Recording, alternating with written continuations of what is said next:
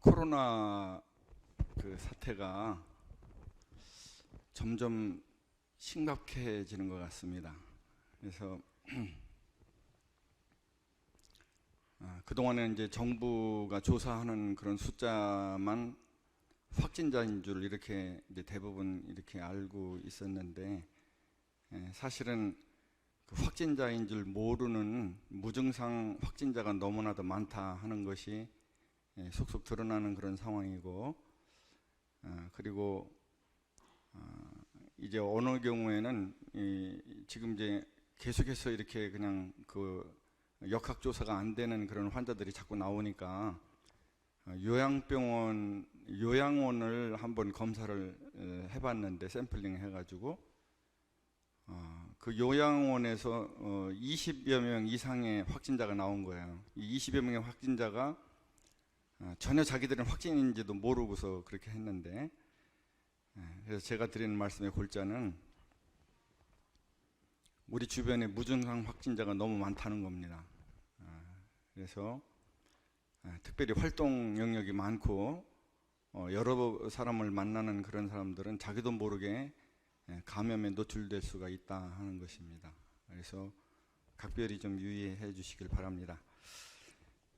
그리고 이제 한 가지 이제 죄송한 말씀을 드려야 되겠는데, 이렇게 이 창세기 중에 그 야곱이라고 하는 한 인물을 가지고 교회에서 세 분의 형제가 같은 주제를 가지고 이렇게 한다고 하는 것이 이게 본의 아니게 저는 이제 마음 가운데 그 야곱의 일생에서 나타났던 그 세 가지 중요한 사건들이 오늘날 이 시대를 살아가는 우리 신앙인들에게 좋은 그런 가르침이 된다고 생각을 해서 이것을 그 전서부터 이렇게 마음 가운데 가지고 있었는데, 이것이 이제 교회에서 이렇게 중복이 되게 됐습니다. 하나님께서 어떤 뜻이 계신 것 같아요.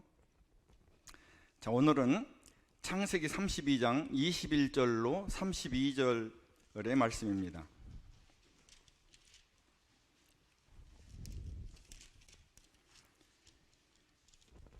창세기 32장 21절로 32절. 그래서 이것을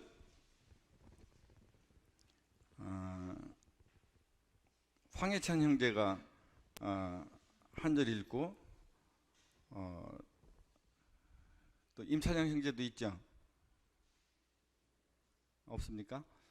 그럼 이제 황해찬 형제가 한 절 읽고 성도님들이 한 절 읽고 해서 교독하도록 하겠습니다.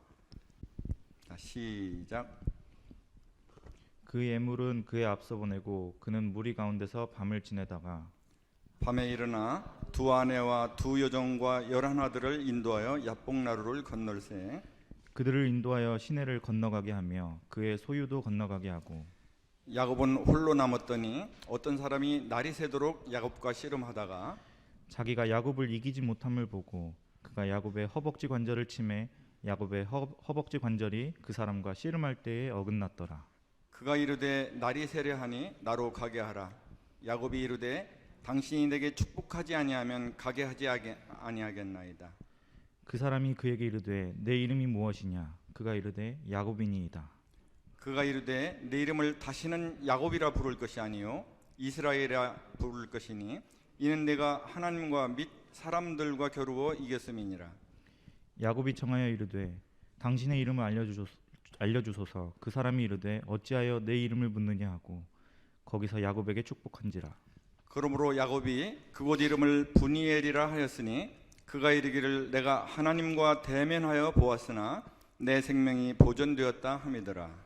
그가 브니엘을 지날 때에 해가 돋았고 그의 허벅다리로 말미암아 절었더라. 그 사람이 야곱의 허벅지 관절에 있는 둔부의 힘줄을 쳤으므로 이스라엘 사람들이 지금까지 허벅지 관절에 있는 둔부의 힘줄을 먹지 아니하더라. 자, 말씀을 위해서 잠깐 기도드리고 말씀 교제를 시도하도록 하겠습니다. 아버지 하나님, 여기 야곱의 생애의 두 번째 가장 중요한 그런 사건을 통해서 오늘 이 시대를 살아가는 저희가 마땅히 하나님 앞에서 배워야 할 것을 배우고 하나님께서 행하신 그런 놀라운 일들을 우리에게 적용해서 믿음으로 주님 의지해서 살아가는 저희들이 다 될 수 있도록 축복하여 주시기 원합니다. 이 교제의 시종을 주님께 의탁드리옵고 우리 주 예수 그리스도의 이름으로 감사하며 기도드립니다. 아멘. 저는 오늘 이 창세기 32장 21절로 32절의 말씀의 제목을 분이엘의 하나님 이렇게 정해봤습니다. 분이엘이라고 하는 그런 그 말씀은 그 엘은 하나님을 의미하죠. 분이는 얼굴을 의미합니다. 그래서 이 분이엘은 하나님의 얼굴이라고 하는 그런 뜻인데 여기 이 본문에서 그것을 잘 해석을 해놨어요. 분이엘이라고 하는 것이 뭐냐? 내가 하나님과 대면하여 보았다라고 하는 것입니다. 다시 말하면 하나님과의 만남이죠.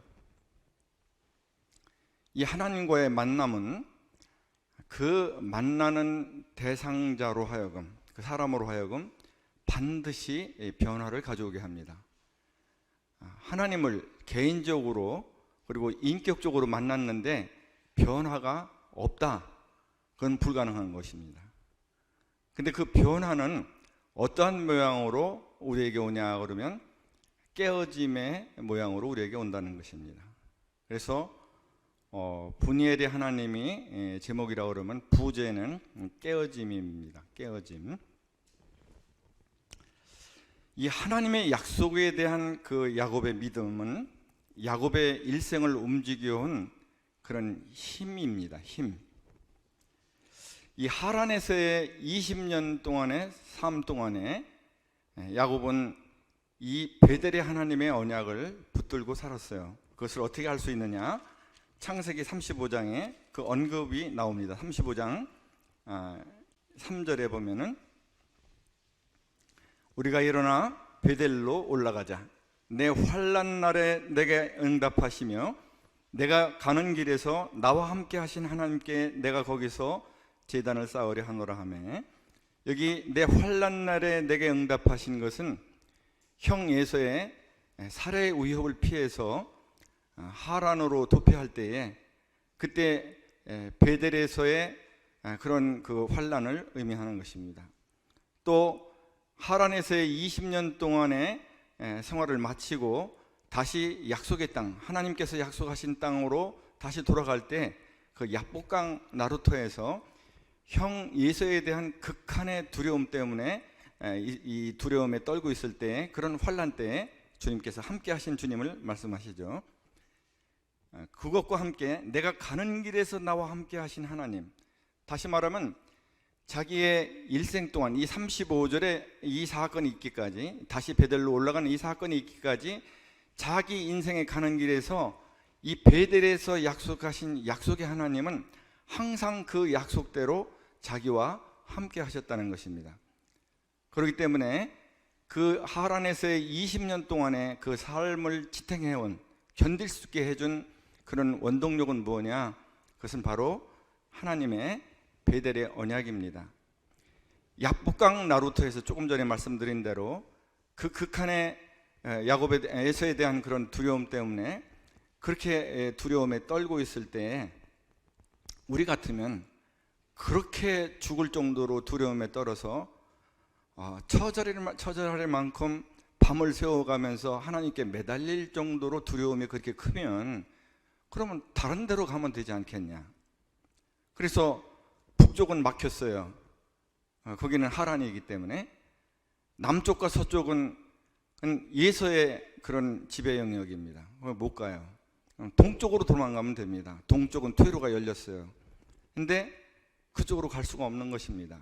왜 그러냐 그러면 바로 가나안이야말로 하나님께서 약속하신 땅이고 하나님께서 그것을 너에게 주겠다라고 약속하셨기 때문에 야곱에게는 달리 다른 것을 생각할 수 있는 그런 생각이 없었는 거죠.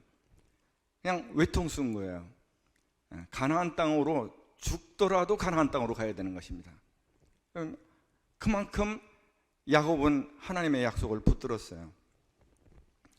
창세기 49장 29절에 보면 야곱이 죽기 전에 했던 그 세 가지 행동 중에 그 한 가지 행동이 나오는데, 그것은 뭐냐면 후손들에게 내가 죽거든 이 땅에서 장사 지내지 말고 나를 내 조상이 그 묻혀 있는 헤브론에 그런 그 막벨라 굴에 자기를 장사해 달라고 그 후손들에게 명하는 것입니다.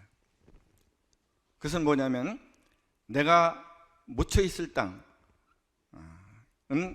이 애굽의 땅이 아니라는 것이죠. 내가 있어야 될 그 땅은 바로 하나님께서 우리 조상들에게 약속하시고 자기에게 나타나셔서 또 그 약속의 계승자로서 자기에게 약속하신 그런 가나안 땅이 내 땅이라는 것입니다. 내가 있어야 될, 묻혀야 될 그럴 땅이라는 것입니다. 이렇게 하나님의 약속에 대한 야곱의 믿음은 야곱의 일생을 움직여온 힘입니다. 이것은 마치 우리 구원받은 성도가 하나님께서 우리 주 예수 그리스도의 십자가와 부활 안에서 우리에게 영생을 약속하신 그 약속, 그리고 상급을 약속하신 그 약속을 우리가 붙들고 우리의 그 믿음의 삶을 사는 것과 같습니다. 그런데 문제는 이 하나님의 언약의 계승자가 된 야곱에게 하나님의 약속에 대한 믿음과 함께 반드시 처리되지 않으면 안 되는 견고한 육신이 있다는 것입니다. 또 다른 문제는 이 야곱의 가정에서 누구에게나 다 있는 이 견고한 육신을 이기고 하나님의 뜻에 순종하는 삶의 간증을 야곱이 보지 못했다는 것입니다. 그것은 하나님께서 이제 태중에 그 두 아이가 싸울 때 자기 어머니가 리브가가 가서 이제 하나님께 여쭤봅니다. 이렇게 아이들이 싸우는데 어찌하면 좋습니까? 그러니까 큰 자가 작은 자를 섬기리라. 그러면서 이 언약의 계승이 예서에게가 아니라 야곱에게 갈 것을 하나님께서 예언해 주신 것을 보게 됩니다. 그러면 그것은 하나님의 약속을 받은 거예요. 내가 택한 그 언약의 계승자는 야곱이다. 그러면 이 성경에 기록될 정도로 그렇게 이 사실이 알려졌는데 그것을 그 아내 리브가가 남편 이삭에게 얘기를 안 했겠느냐 하는 것입니다. 얘기를 했죠. 그런데도 불구하고 그 이삭은 자기 맏아들 에서를 언약의 계승자로 세우려고 끝까지 시도를 했다는 것입니다. 그리고 그 리브가는 하나님의 언약이 지워졌음에도 불구하고 그 언약을 하나님의 방법대로 하나님의 때에 하나님의 뜻에 따라서 하려고 하지 않고 그것을 염소 가죽털로 이 목과 손목을 이렇게 위장하는 그런 방식으로 그렇게 사기로 하나님의 그런 그 약속을 이루려고 했다는 것입니다. 그 부모 중에 어느 누구도 이 견고한 육신을 넘어서서 하나님의 뜻에 자기 뜻을 내려놓고 순종하는 그러한 삶의 간증을 보이지 못했어요. 다시 말하면 야곱은 집에서 배운 게 없습니다. 약속은 받았는데, 그리고 약속은 움켜쥐고 있는데, 야곱은 베델에 찾아오신 하나님으로 인해서 비로소 하나님이 내 하나님이 되셨지만 하나님을 신뢰하고 하나님께 의탁드리지 못하고 베델에서의 변화 이전에 살았던 사고방식과 행동대로 내 생각, 내 꾀, 내 수단, 내 방법, 이런 내 생각과 내 힘을 의지하여 살아갑니다. 하나님께서 약속하신 대로 장자권을 받는 데 있어서도 지금 얘기한 대로 하나님을 신뢰하고 하나님께 의탁드리지 못하고 팥죽이라고 하는 편법과 염소 가죽털로 목과 팔을 위장하는 사기로 장자권을 받습니다.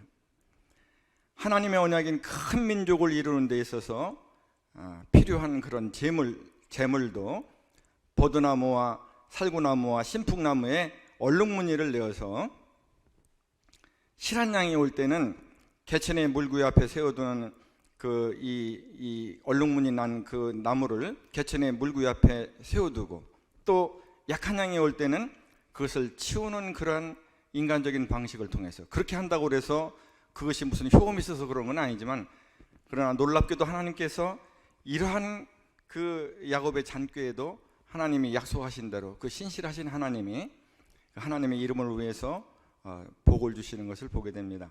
하여튼 어쨌든 그러한 그 잔꾀에 의존하는 그런 야곱을 보게 됩니다. 형 에서에게 지은 죗값에 대한 그런 두려움을 해결하는 데 있어서도 하나님께서는 세 가지 그런 이 함께 하시는 그런 징표를 통해서 이제 야곱에게 그런 그 안심을 주세요. 첫째 하나는 베델의 언약이죠. 창세기 28장 12절로 15절에 보면 베델의 언약이 나오는데, 그 언약은 뭐냐면 하나님께서 함께 하시겠다는 것입니다. 하나님께서 반드시 다시 이 약속의 땅에 돌아오게 하시겠다는 것입니다. 하나님께서 그 약속을 이룰 때까지 절대로 너를 떠나지 않겠다는 것입니다. 그렇게 하나님께서 반드시 이 약속의 땅에 무사하게 돌아오겠다고 약속을 하시는 것이 이 베델의 약속입니다. 하란의 언약이 또 있죠. 창세기 31장 3절에 이제 20년이 차갈 때에 하나님께서 야곱에게 나타나셔서 이제 내가 네 고향으로 돌아가라, 내가 지시하는 땅으로 돌아가라, 내가 너와 함께 있겠다, 또 약속을 거듭 반복하십니다. 그리고 이제 마지막에는 창세기 32장 2절에 마하나임이라고 하는, 이제 이거는 뭐냐면 하나님의 군대라고 하는 그런 복수형이라고 그러는데, 하나님의 군대들을 보여주심으로 내가 너와 능력으로 함께 하겠다라고 하는 그런 약속을 보여주심에도 불구하고, 야곱과 함께 하시는 하나님을 보여주셨음에도 불구하고 두려움이 해결되지가 않는 겁니다. 그래서 제일 먼저 야곱이 한 일은, 이 성경을 자세히 보시면 기도를 한 것이 아니고 소유를 두 때로 나누는 일입니다. 그래서 한 때를 치면 한 때가 피하겠다. 그리고 또 하나는 건 뭐냐면, 그 다음에 이제 이렇게 두 때로 나눈 다음에 이제 기도를 합니다. 근데 기도를 하나님 앞에 기도를 하는데도 불구하고 이 두려움이 가시질 않는 거예요. 그래서 선물 공세를 펴는데, 선물도 지난번에 그 교제 때에 이 선물이 550마리였다 이렇게 얘기를 하잖아요. 그 550마리를 한꺼번에 그냥 탁 그냥 이렇게 드리는 게 아니에요. 그것을 세 등분으로 나눠 가지고 세 등분으로 나눠도 뭐 거의 한 170마리, 180마리 이 정도 되는 그런 숫자인데, 180마리씩 세 차례에 걸쳐서 이 형 에서의 마음을 누그러뜨리겠다는 거죠. 이런 이 잔꾀를 씁니다. 이 두려움을 해결하는데. 근데 여기에서 이제 뭐 우리가 알 수 있는 것은, 두려움의 이 근본적 원인에 대해서 우리가 한번 생각을 해보게 되는데, 이 두려움이 하나님께서 인도하시는 대로 우리가 살 때 우리의 최대의 적 중에 하나가 이 두려움이죠. 내가 그렇게 할 때 내 안전을 보장받을 수 있는가, 나는 어떻게 될 것인가 하는 이런 부분이, 내 가족은 어떻게 될 것인가, 이런 두려움이 사실상 이 그리스도인의 발목을 잡는 이제 우리의 장애의 요인 중에 하나인데, 이 두려움의 근본적 그 원인은 사람이나 환경에서 오는 것이 아닌 것을 알 수가 있죠. 두려움의 근본적 원인은 절대로 사람이나 환경에서 오는 게 아닙니다. 그 사람 때문에 내가 두려운 것 같고, 그 환경 때문에, 그 환경의 압박과 하중으로 인해서 내가 두려운 것 같지만 그런 게 아니라는 것입니다. 두려움의 근본적 원인은 하나님을 신뢰하지 못하는 거예요. 그러니까 두려움의 근본적 그 원인을 해결하는 문제는 내가 과연 하나님을 신뢰하느냐입니다. 그리고 또 하나는 뭐냐면, 그 두려움의 근본적인 해결도 절대로 사람의 꾀나 사람의 힘으로 해결되지 않는다는 것입니다. 그것을 오늘 야곱이 보여주고 있는 거죠. 모든 인간의 수단과 방법과 꾀를 다 동원했는데도 불구하고 이 두려움이 가시질 않는 겁니다. 두려움의 근본적 해결은 오늘 본문이 말씀하시는 것처럼 오직 하나님께 대한 신뢰로만 해결되는 것을 볼 수가 있습니다. 야곱은 하나님의 약속을 믿고 하나님의 약속을 붙들고 살아가지만 여전히 자기의 생각과 자기의 힘을 의지하여 살아갑니다. 어디서 많이 본 것 같지 않습니까? 이 모습이 바로 많은 경우에 나의 모습이죠. 하나님의 언약 가운데 있는 하나님의 계획이 하나님의 뜻대로, 하나님의 시간에, 하나님의 방법대로 하나님께서 이루시도록 하나님께 의탁드리지 못합니다.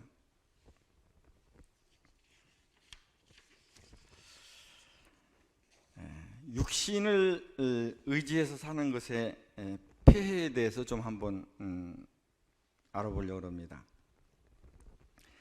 이 우리 안에 있는 육신이 야곱이 하나님의 언약의 계승자로서 살아가는데, 신약에 사는 우리에게는 하나님의 나라와 제사장으로서, 하나님의 통치가 임한 하나님의 나라로서 우리 각자가, 또 하나님께 신령한 예배를 드리는 거룩한 제사장으로서, 또 하나님의 복음을 맡은 자로서 복음의 증인이 되는 왕 같은 제사장으로서, 이제 우리 같으면 이제 나라와 제사장으로서죠, 살아가는데, 이 육신이 결정적 장애물이라는 것입니다. 그래서 이 로마서에 보면은 로마서 8장 7절에 육신의 생각은 하나님과 원수가 된다라고 하는 그런 말씀이 있죠. 다시 말하면 육신의 생각이 우리의 중심을 사로잡고 있어 가지고서는 우리가 하나님을 기쁘시게 하는 삶, 하나님을 예배하는 사람, 하나님을 아는 삶을 결코 살 수가 없다 하는 것입니다. 그래서 로마서 7장하고 8장을 보면 아주 굉장히 좋은 그런 의미가 있어요. 그래서 로마서 7장을 보면 로마서 7장의 초점은 이 자아에 맞춰져 있습니다. 그래서 로마서 7장은 그리스도가 아닌 나를 말합니다. 그래서 로마서 7장에 보면 나는, 나를, 나이, 이런 나라고 하는 것이 48번이나 나와요. 48번. 근데 그리스도는 겨우 2번 나옵니다. 로마서 7장에. 성령님에 대해서는 아예 안 나와요. 자, 그렇게 내가 48번이나 나올 때 로마서 7장은 뭘 얘기하고 있냐면 애도의 노래를 하고 있습니다. 오호라, 나는 곤고한 자로다. 누가 나를 이 사망의 몸에서 건져내랴. 이것이 내가 중심이 되는, 자아가 처리되지 않은, 육신이 처리되지 않은 사람이 겪는 그런 상태예요. 근데 로마서 8장의 초점은 자아가 아니라 그 초점이 그리스도에게 맞춰져 있습니다. 그래서 내가 아닌 그리스도를 말합니다. 그래서 로마서 8장에는 거꾸로 나는, 나를, 나의, 이런 나라고 하는 것이 3번만 나옵니다. 3번. 48번이 나왔는데 로마서 8장에서는 3번만 나오고, 그 대신 그리스도와 성령님에 대해서는 31번이 언급되어 있습니다. 다시 말하면 자아가 물러나고 그리스도께서 왕권을 가지고 내 안에서 사시고, 내가 그리스도가 어떤 분인지를 알고 그분께 전적으로 의존되어 있을 때, 그래서 내 안에서 그리스도께서 사실 때, 그때는 승리의 계가를 부르게 된다는 것입니다. 성령을 쫓아 사는 우리에게 율법의 요구가 이루어지게 하려 하심이라. 누가 나를 정죄하겠는가? 이런 승리의 노래가 로마서 8장에서 있는 것을 보게 됩니다. 하나님께서는 야곱을 하나님의 언약의 계승자답게 자신을 의지하지 않고 하나님을 신뢰하고 온전히 하나님께 의존하는 사람으로 만드시기 위해서 오늘 본문에서 보는 바와 같이 3가지 일을 행하십니다. 첫 번째가 야곱에게, 우리에게 적용하면 우리에게죠. 우리에게 씨름을 걸어오시는 하나님. 하나님 우리에게 씨름을 걸어오세요. 우리의 육신을 벗겨내기 위해서. 두 번째는 야곱을, 이제 우리를 깨뜨리시는 하나님. 세 번째는 야곱, 우리를 변화시켜 이스라엘로 만드시는 하나님. 이 3가지에 대해서 이 3가지 일을 행하시는 하나님을 보게 됩니다. 여기에 대해서 차례차례 보도록 하겠습니다. 첫 번째는 야곱에게, 우리에게 씨름을 걸어오시는 하나님입니다. 근데 여기서 우리가 한 가지 알아야 될 것이 있습니다. 에덴 동산에서 아담이 실패한 이후에 우리는 다 같이 아담의 후손으로 나왔는데, 이 아담의 후손의 특성이 뭐냐?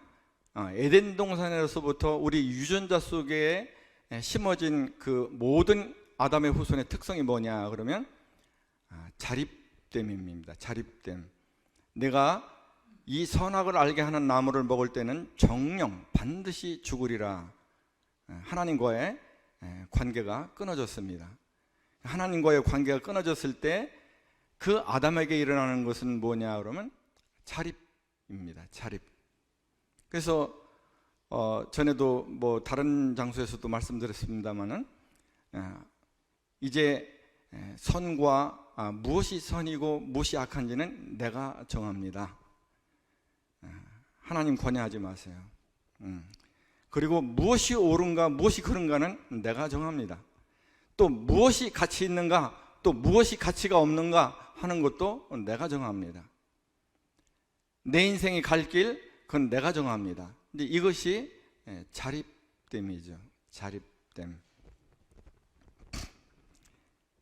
그래서 그는 하나님께 대해서 자립함으로 살아가게 되고, 이 아담의 후손들이 가지는 특성 중에 하나가 뭐냐 하면, 아까 로마서 7장을 얘기할 때 나라고 하는 것이 48번 나왔다 그랬습니다. 그래서 나 전문가로서 살아갑니다. 나 전문가. 그러니까 아담의 후손 자연인은 뭐냐? 나 전문가입니다. 나 전문가. 근데 그리스도의 후손의 특성은 뭐냐 그러면 의존됨입니다. 의존됨. 그래서 하나님께 대해서 의존되어 있는 거죠. 그리고 그는 우리 주님을 전적으로 의존해서 살아갑니다. 그래서 성경이 우리에게 그리스도와 성도와의 관계를 그림처럼 묘사하고 계시는 그런 말씀이 요한복음 15장의 말씀입니다. 다시 말하면 우리 주님은 포도나무고 우리 성도 각자는 그 포도나무에 달려있는, 접해져 있는 그런 가지다라고 하는 것입니다. 다시 말하면 가지는 포도나무에서 자립하는 순간 죽은 거죠. 그 가지는 포도나무에서 자립한 순간 어떠한 열매도 맺을 수 없습니다.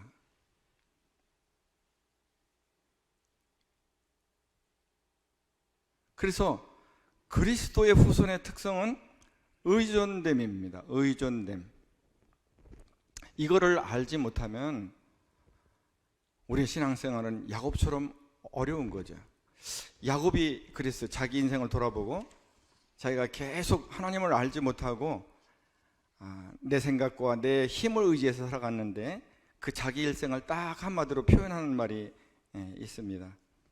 그 말이 뭐냐 그러면 그게 바로왕 앞에서 하는 얘기인데, 바로 앞에서 하는 말인데, 제가 험악한 세월을 살았습니다 그럽니다. 자기 인생을 딱 정리를 하는데, 왜 험악한 세월을 살았습니까? 나 전문가로 살아가지고 그렇게 험악한 세월을 사는 겁니다. 하나님께서는 하나님의 목적이 있으시죠. 우리 각자에 대한 하나님의 목적에 따라서 언약의 계승자인 야곱, 이제 우리죠. 우리에게 하나님께서 계획하신 대로의 열매를 맺기를 원하십니다. 하나님께서 우리 각자에게 맺길 원하시는 열매가 뭐냐? 성경은 그것이 성령의 열매라고 말합니다. 그런 열매를 맺기를 원하시는데, 자립하면 다른 열매를 맺을 수밖에 없는 겁니다. 그 다른 열매가 육신의 열매죠. 우리 주님께 전적으로 의존되어 있으면 성령의 열매를 맺습니다.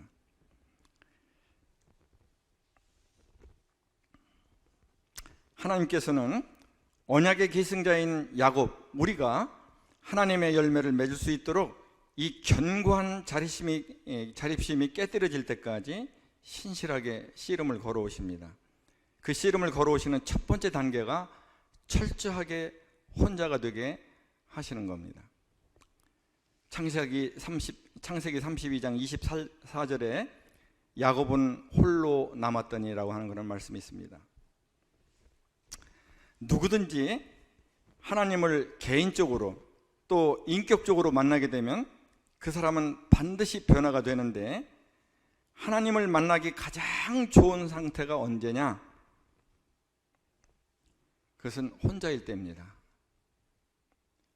그리고 단순히 혼자만 있다고 하는 그런 상태가 아니고, 그야말로 아무데도 의지할 데가 없을 때, 그때가 하나님을 만나기 가장 좋은 때입니다.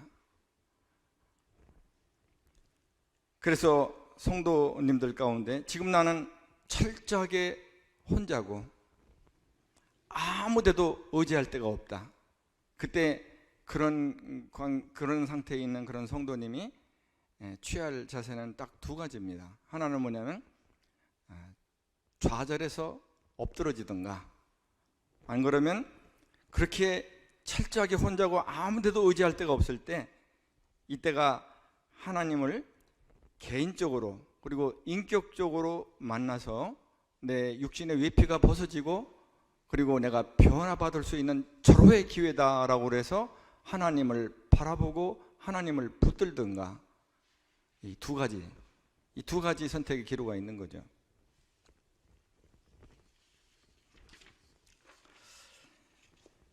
두 번째는 우리를 친히 깨뜨리시는 하나님입니다. 이 해석 방법이 참 중요한데요, 이 해석 방법은 이 주어가 뭐냐를 봐야 됩니다.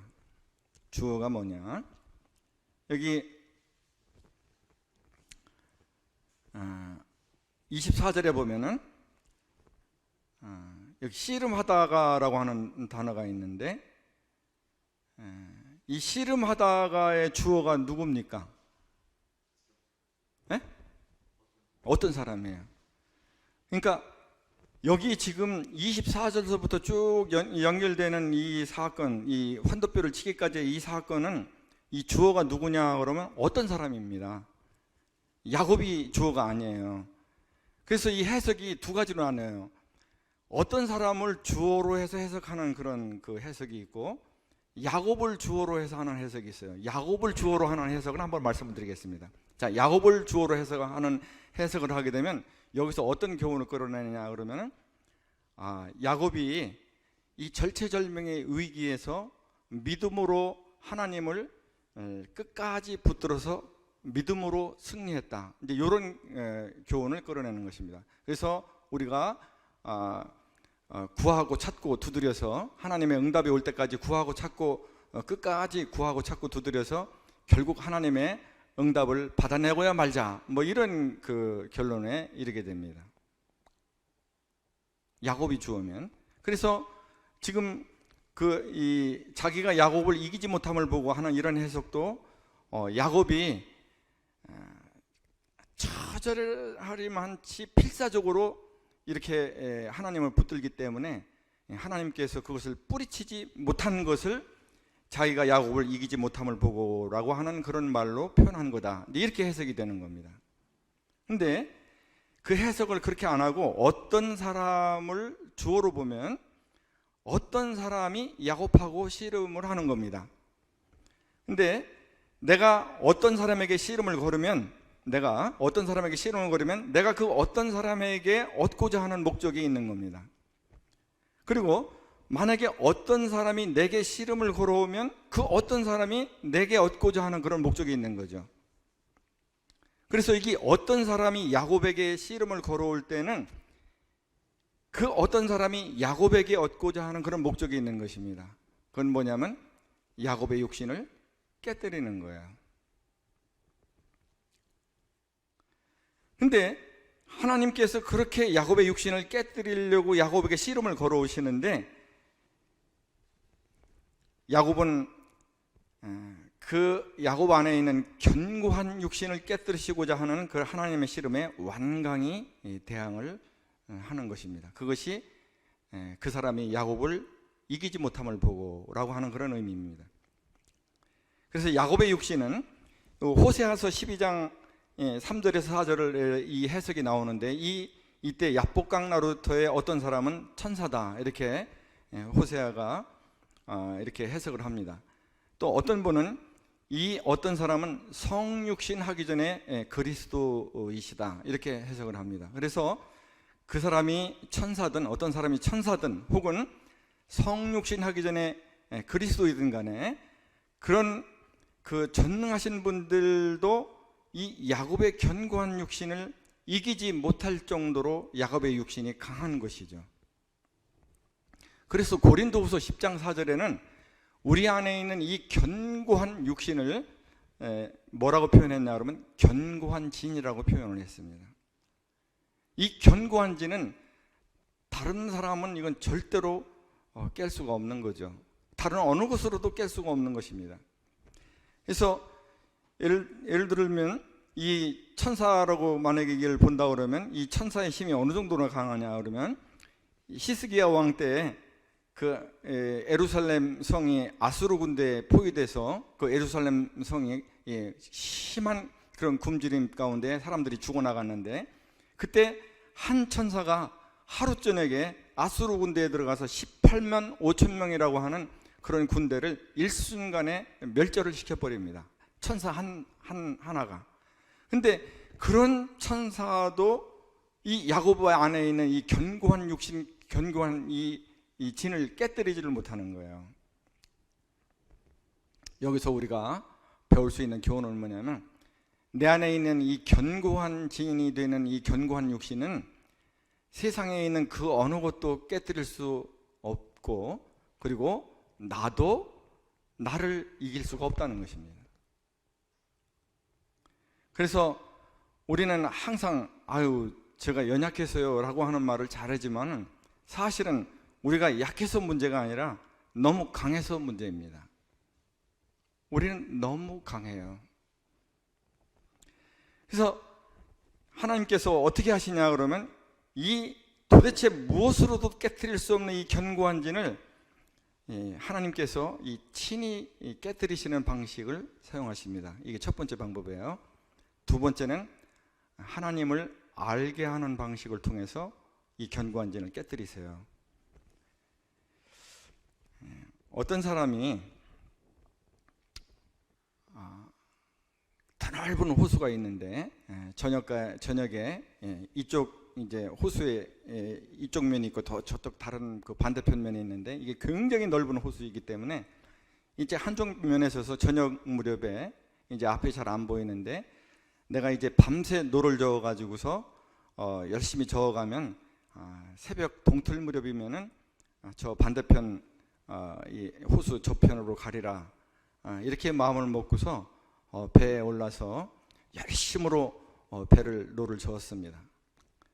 한참 땀을 흘리면서 노를 젓는데 이제 동이 번하게 이렇게 동이 터와요. 이제 이렇게 그러면서 이제 주변 사방이 보입니다. 근데 깜짝 놀랐어요. 이 사람이 왜 그런 거 하니까 밤새도록 손이 부르도록 이 노를 저었는데 배가 그 자리에 있는 거예요. 그래서 이게 어쩐 일인가 하고 봤더니 그 배가 밧줄에 묶여 있는 겁니다. 그래서 밤새도록 손에 물집이 생기도록 노를 저었는데 배는 한 걸음도 못 나간 거예요. 우리 육신이 그렇다는 것입니다. 육신에 매여 있으면 우리의 영적 생활은 한 걸음도 못 가고 성장 안 됩니다.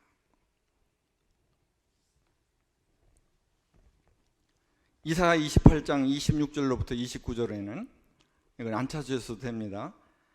농부가 곡식의 외피를 벗기는 그런 방법을 언급한 그런 구절이 나옵니다. 이게 여러 번 이런 언급이 되고 그런 성경인데 거기 보면은 이 농부가 이 알곡의 외피 이렇게 곡식의 외피를 벗겨야 이제 이걸 먹게 되는데 이 외피를 벗기는 방법이 그 곡식의 성격에 따라서 어떤 곡식은 막대기로 떨으면 됩니다. 어떤 곡식은 막대기 가지고는 안 돼요. 작대기로 떨어야 됩니다. 또 어떤 곡식은 너무 강해서 작대기 가지고는 안 돼요. 그런 곡식은 도리깨로 떨어야 됩니다. 도리깨로. 근데 어떤 곡식은 막대기나 작대기나 이 도리깨 같은 이런 것으로는 안 되고 그 후에 수레바퀴를 굴려야 그 외피가 벗겨져서 곡식을 얻을 만큼 강한 곡식도 있습니다.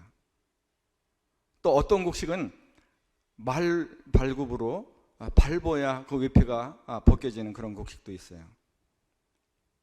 하나님께서는 우리의 이 견고한 진을 어떻게 벗기셨냐, 그리고 어느 정도의 대가를 지불해야만 우리의 견고한 진이 무너지겠는가, 하나님만이 아시는데, 하나님께서는 하나님의 아들의 십자가를 사용하셔서 우리의 견고한 육신의 외피를 벗겨내신 겁니다. 그래서 이 우리의 견고한 진을 깨뜨리는 첫 번째 방식은 뭐냐면, 야곱이 일생 동안 베델의 언약을 붙들고 살았던 것처럼, 그래서 그가 하란에서 보낸 20년, 그 인생의 고비고비마다 맞았던 환난과 그 경랑 가운데에서 자기를 붙들고 세울 수 있었던 그것, 이것이 이 하나님의 언약을 붙든으로서 이렇게 된 거인 것처럼, 우리도 하나님께서 그리스도를 통해서 우리에게 행하신 이것을 붙들므로 우리의 이 견고한 육신을 처리할 수 있다는 것이죠. 이것이 요 믿음이 첫 번째입니다. 그래서 이제 야곱은 하나님의 은혜로 견고한 육신이 깨뜨려진 자로 하나님 앞에 서게 되었습니다.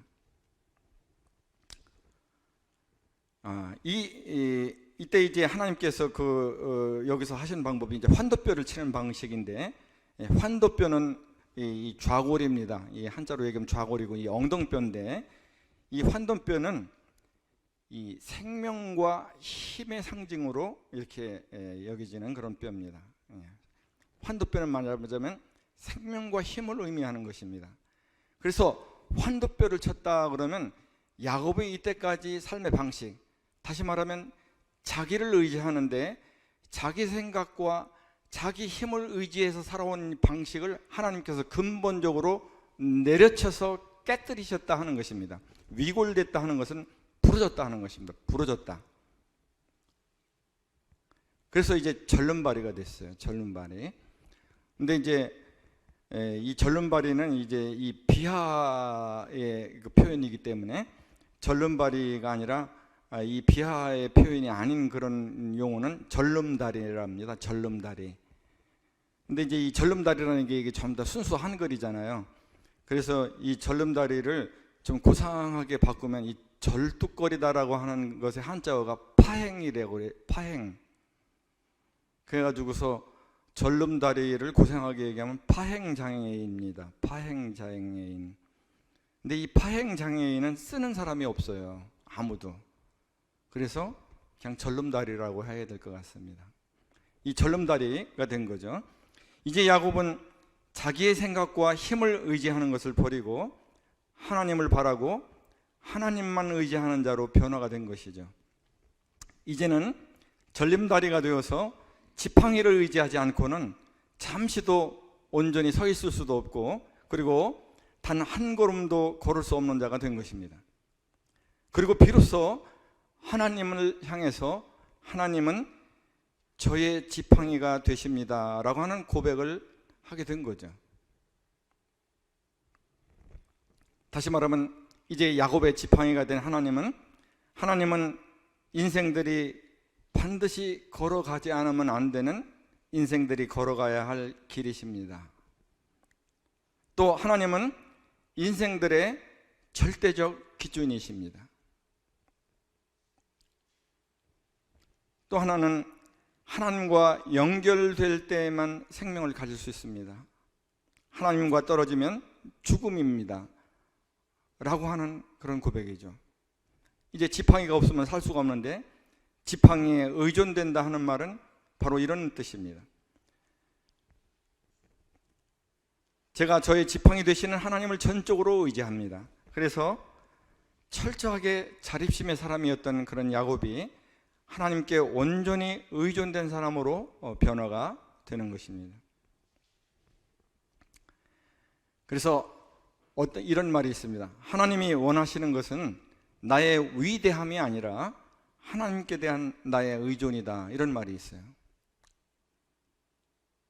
우리가 하나님의 일을 열심히 하다 보면 거기서 나의 위대함을 드러내고 싶은 그런 욕구를, 그런 충동을 받게 됩니다. 근데 그것은 육신의 생각이죠.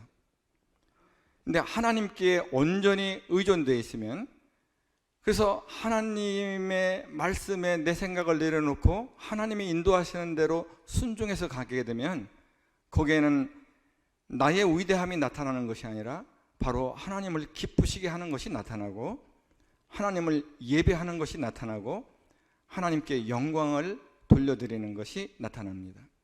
하나님의 영광을 드러내는 것이 나타나는 것이죠. 근데 모든 인간은 성령의 능력으로만 하나님을 의존할 수 있다는 것입니다. 그것이 고린도전서 12장 3절의 말씀이에요. 누구든지 성령으로 말미암지 않고는 예수를 주라 할 자가 없다. 그 말씀은 뭐냐면 예수님을 주로 모시고 예수님께 온전하게 의존될 사람이 없다는 것입니다. 성령님의 역사가 있어야만 그렇게 될 수 있다는 것이에요. 그럼 언제 성령님의 역사를 입을 수 있느냐? 하나님의 말씀에 믿음으로 화합해서 믿음의 열매를 맺을 때, 그때 성령이 비로소 성령에 함께 하시는 역사를 힘입을 수 있게 됩니다. 하나님의 말씀에 믿음으로 화합하는 그래서 그 믿음의 열매를 맺지 못하는 그런 삶을 살 때 성령님의 함께 하시는 역사를 볼 수가 없어요. 알 수도 없고 주님을 배울 수가 없습니다. 그러니까 주님을 알 수가 없습니다. 자, 저는 이 육신을 깨뜨리는 그런 그 방식이 두 가지가 있다. 첫 번째는 하나님께서 친히 깨뜨리시는 방식. 그것은 하나님의 선언이십니다. 하나님께서 말씀하실 때 내가 내 아들을 십자가에 못 박을 테 너희의 그 견고한 진인 너희의 육신까지 함께 내 아들의 품에 품게 해서 그것을 십자가에 못 박아서 처리했다. 내 육신은 이미 깨뜨려졌다. 너한테서 권세가 없다. 이제 이런 선언을 그대로 야곱이 하나님의 베델의 약속을 붙들고 평생을 살아간 것처럼 그 약속을 붙들고 적용하면서 살아가는 이 한 가지 방식이 있고, 또 두 번째 방식이 있는데, 두 번째 방식은 이런 겁니다. 왜 그렇게 야곱은 하나님의 언약 가운데 있는 하나님의 계획이 하나님의 뜻대로, 하나님의 시간에, 하나님의 방법대로 하나님께서 이루시도록 하나님께 의탁드리지 못하는 걸까? 왜 그럴까 말이에요. 그 이유는 하나님을 신뢰하지 못하기 때문에 그렇습니다. 야곱이 하나님을 신뢰하는 것을 배우지 못했기 때문에 인생에 있어서 중요한 문제나 목숨이 달린 문제나 이해관계에 맞닥뜨리게 되면 야곱은 항상 하나님보다 자기를 더 신뢰하고 자기 생각과 자기 힘을 의지하게 됩니다. 왜 그러냐? 육신으로 살면 하나님을 경험할 기회가 없어요. 육신의 결과만 경험할 뿐이지 하나님이 어떻게 일하시는가를 경험할 수가 없습니다. 만약에 야곱이 팥죽이라고 하는 편법으로 그 장자권을 받지 않고 또 어머니가 권한 대로 그런 염소 가죽털로 목과 털을 위장하는 그런 사기 수법으로 장자권을 받지 않고 하나님께서 어떻게 하나님의 약속대로 신실하게 내 삶 가운데서 이 하나님 아버지는 그냥 굳게 에서를 그 장자로, 이 언약의 계승자로 이렇게 세우려고 하는 그런 굳은 마음을 갖고 있는데 어떻게 하나님께서 이 상황을 바꾸셔서 하나님의 뜻을 이루시는가를 그 자기 생각을 내려놓고 그 하나님을 신뢰함으로 의지하면 하나님께서 일하시는 것을 경험할 수 있을 것입니다. 근데 그걸 의지하지 않으면 경험하지 못하는 거예요.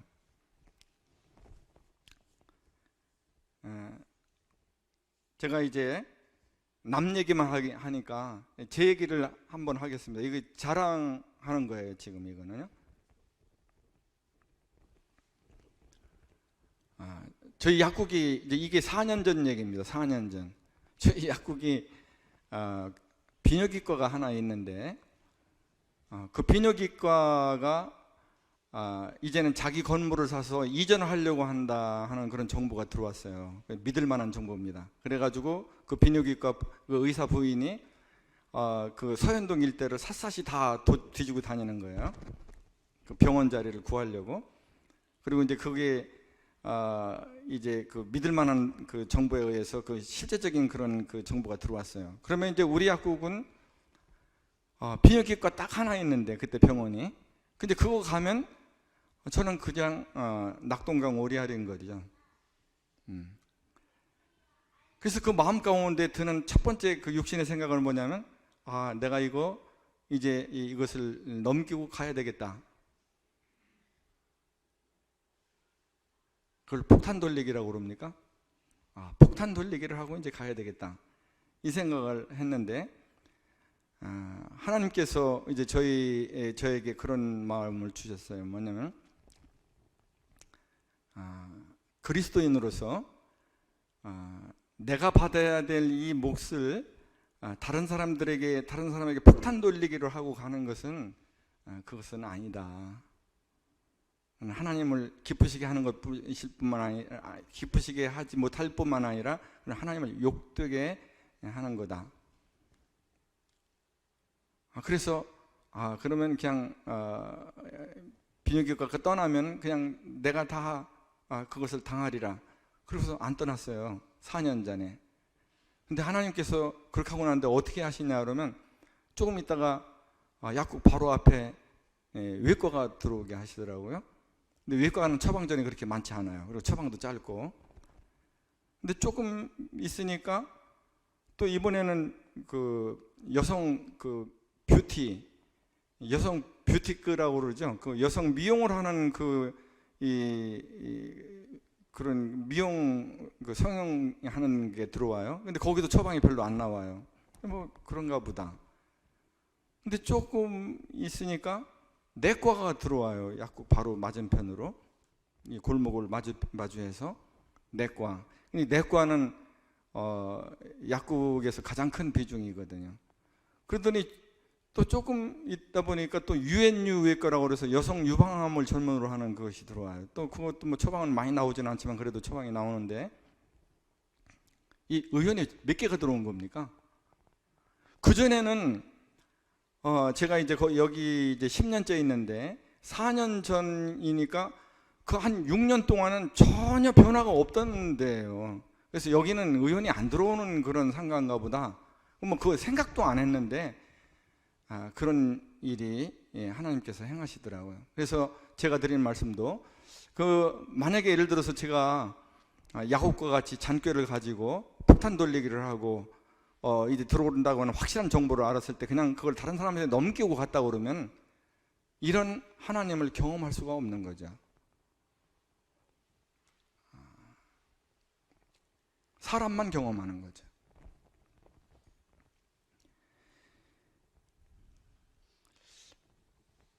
그러면 왜 하나님을 신뢰하지 못하느냐 하는 문제죠.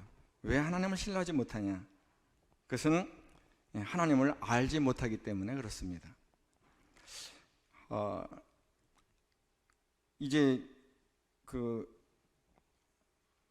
모두 하나님을 좀 알고 믿으려고 이렇게 이것 따지고 저것 따지고 그러면 흔히 하는 얘기가 있어요. 뭘 그렇게 따져? 무조건 믿어. 무조건 믿는 거는 맹신입니다. 알고 믿어야 돼요.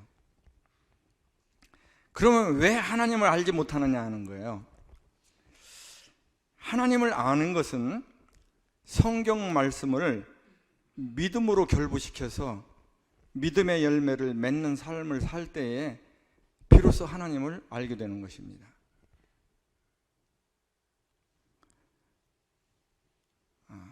그래서 저는 마태복음 7장 24절에서 27절에 그 유명한 그런 내 말을 듣고 행하는 자, 내 말을 듣고 행치 아니하는 자의 그 비유도, 그 말씀도 저는 그렇게 생각합니다.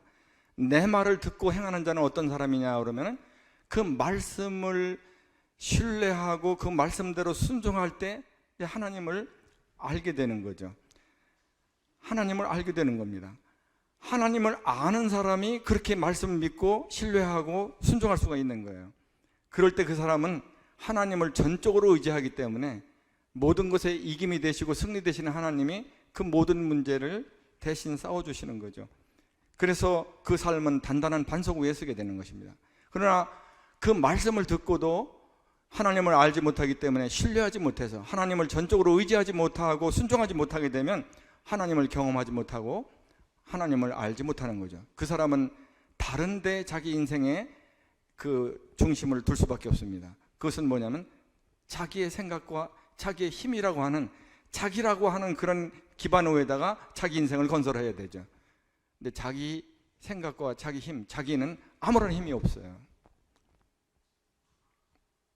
전혀 신뢰할 바가 못 되는 걸 우리가 결론을 지어야 됩니다.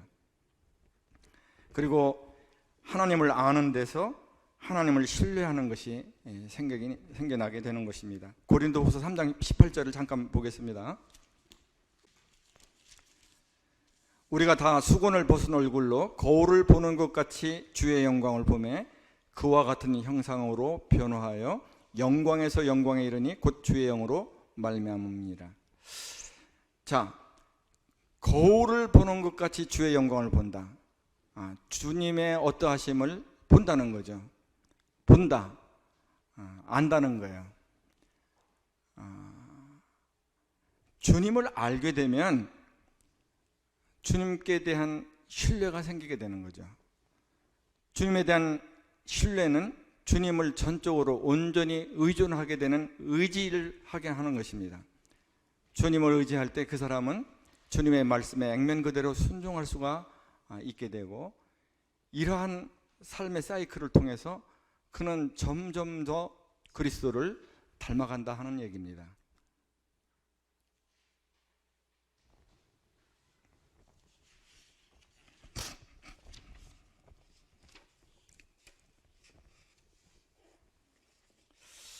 야곱이 변하여 이스라엘로 이제 바뀌는 건데, 여기 성경 말씀에 하나님께서 하시는 말씀이 내 이름이 무엇이냐라고 물어보셔요. 내 이름이 무엇이냐? 다시 말하자면 하나님께서 야곱을 변화시키기 전에 내 과거의 옛사람, 내 과거의 옛 상태가 어떤가를 너 알아라 하는 것입니다. 내 자신이 어떤 자인지를 알라 하는 거예요. 그러면서 주님이 다시는 내 이름을 야곱이라 부를 것이 아니다. 너는 더 이상 야곱이 아니라는 것이에요. 이제부터 너는 이스라엘이라고 하는 것입니다. 그래서 이스라엘이라고 하는 이름의 의미를 해석하는 법에 대해서 잠깐 말씀을 드리려고 합니다. 이 이스라엘이라고 하는 이름을 해석할 때 이거를 그냥 해석을 해서 내가 주어로 삼고 내가 하나님을 이기다. 이스라가 이제 이기다라고 하는 뜻이고 엘이 하나님인데 내가 하나님을 이기다라고 하는 그런 것으로 해석을 하게 되면 이것은 해석을 전혀 잘못하는 것이에요. 왜냐하면 이 이름을 해석하는 법이 두 가지가 있습니다. 하나는 어원적 분석이 있고 또 하나는 이제 언어의 유래에 의한 분석이 있는데, 사사기 6장 32절을 잠깐 여기다가 손 놓고 잠깐 볼게요. 사사기 6장 32절. 그날에 기드온을 여룻바알이라 불렀으니 이는 그가 바알의 제단을 파괴하였으므로 바알이 그와 더불어 다툴 것이라 함이었더라. 자, 여룻바알이라고 하는 그런 말이 그와 더불어, 바알이 그와 더불어 다툴 것이라고 하는 뜻이에요. 자, 보세요. 자, 여룹이란 말은 다투다라고 하는 뜻이에요. 바알은 바알 신을 얘기하는 것입니다. 그래서 이 당시 이스라엘 백성이 바알을 신의 위치에 올려놨기 때문에 바알이 주어인 거예요. 그래서 기드온이 주어 같으면 기드온이 바알과 다투다 이렇게 해석이 돼야 되는데 그게 아니에요. 바알이 기드온과 다투다 하는 거예요. 그래서 이 바알이 주어가 인 것처럼 이스라엘 그러면 엘이 주어입니다. 그래서 하나님이 이기시다예요. 이게 어원적 분석을 하게 되면. 근데 언어의 유래를 보게 되면 이 언어가 어떻게 이 언어가 생겼나 하는 것에 전후 문맥을 보게 되면 전후 문맥에서는 뭐라고 그러냐면 야곱이 하나님과 및 사람들과 겨루어 이기다라고 하는 뜻으로 이렇게 해석을 해놨어요. 원어도 그래요. 그래서 저는 이 두 가지를 이렇게 다 이렇게 인용을 해서 이 이스라엘이라고 하는 이름을 제 나름대로 한번 이스라엘의 의미, 이게 무슨 뭐 하나님의 방백이다, 뭐 하나님께서 이기시다, 뭐 또는 야곱이 하나님과 겨루 이기다, 이런 게 아니고 이거를 의미를 이 두 가지를 다 인용해서 해보면 하나님의 은혜에 의해서 견고한 육신이 깨뜨려져서 하나님을 신뢰하고 하나님을 온전히 의지하는 자가 되어 하나님께 순종하는 자, 이게 이스라엘이라고 하는 단어의 의미라고 저는 그렇게 해석을 합니다. 하나님의 은혜에 의해서 견고한 육신이 깨뜨려져서 하나님을 신뢰하고 하나님을 온전히 의지하는 자가 되어서 하나님께 순종하는 자, 이게 이스라엘이라는 의미다. 32장 31절에 보니까 해가 돋았다라고 되어 있습니다. 어제는 두려움이 지배하는 앞이 안 보이는 캄캄한 밤이었습니다. 야곱이 변하여 이스라엘이 된 지금 두려움은 물러가고 하나님을 신뢰하고 의지함으로부터 오는 광명의 낮이 되었습니다. 광명의 낮이 되었습니다. 여러분은 지금 하나님으로부터 떨어져 나와서 자립함으로 고생과 두려움 가운데 있는 앞이 안 보이는 한밤중이십니까? 아니면 하나님을 알기 때문에 하나님을 신뢰하고 하나님을 온전히 의지함으로 환경과 상황을 뛰어넘어서 평안 가운데 있는 광명한 낮이십니까? 여러분은 어떤 상태세요? 33장 3절에 야곱은 이제 하나님을 신뢰하고 하나님을 의지함으로 두려움을 극복하고 이제는 도망칠 수 없는 절름다리에도 불구하고 모든 가족과 소유물 앞에서 하나님을 신뢰함으로 당당히 앞장서가는 믿음의 사람이 되었습니다. 야곱이 더 이상 아닌 이스라엘로 살아가는 자가 되었습니다. 결론입니다. 이제 우리도 더 이상 자기 생각과 자기 힘을 의지하고 살았던 야곱이 아니라, 이 옛사람이 아니라 하나님을 알기 때문에 하나님을 신뢰하고 하나님을 의지하여 하나님께 순종하는 이스라엘로 당당히 살아가는 저와 여러분이 되시기를 기도합니다. 감사합니다.